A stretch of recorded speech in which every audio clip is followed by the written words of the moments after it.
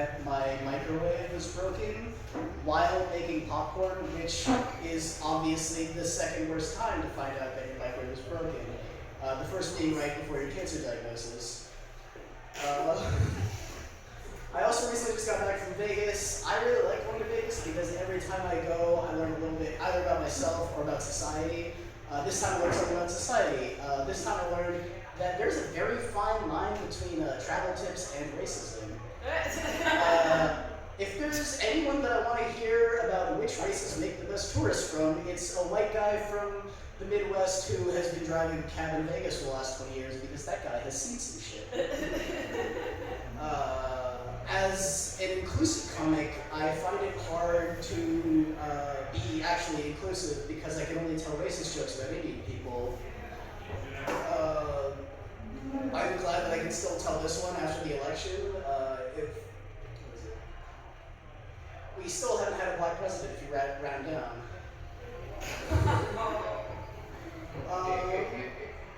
What was it? Like I said, I like to be inclusive with my humor, but I tried to write a joke about the things that the family says about my beard that wasn't Islamophobic, and I can't.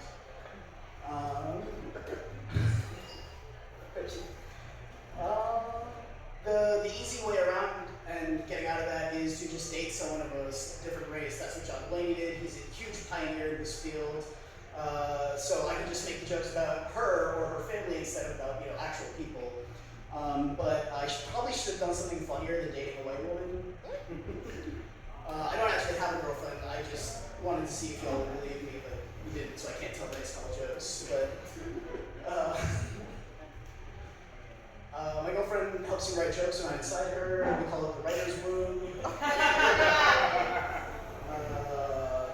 My girlfriend really likes seafood, but I have really bad allergies, and so she can't take me out for a lobster dinner unless there's some light choking afterwards. Earth bucket time.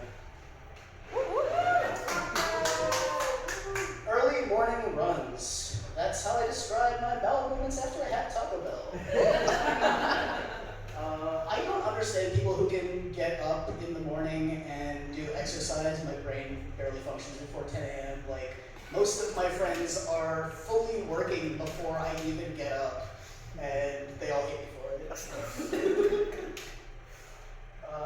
Anyone else sprinkle drugs around their apartments to get their friends to hang out? Woo!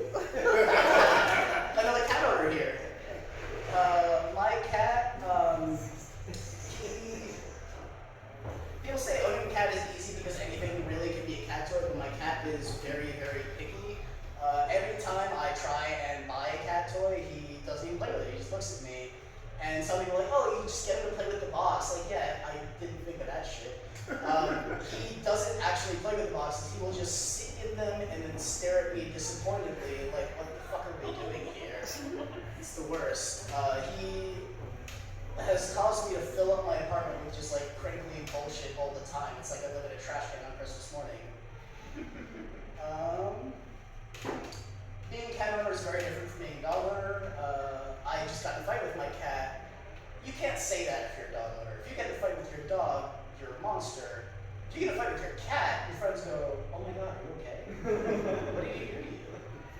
I got in a fight with my cat because he knocked over a giant bottle of soap and broke it all over the floor, and I had to go, how the fuck do you clean up soap? A lot of people ask me like why I like cats instead of dogs, because you know me, you know that I really don't like dogs, and my answer is I've never met a cat that I thought was racist. Thank you.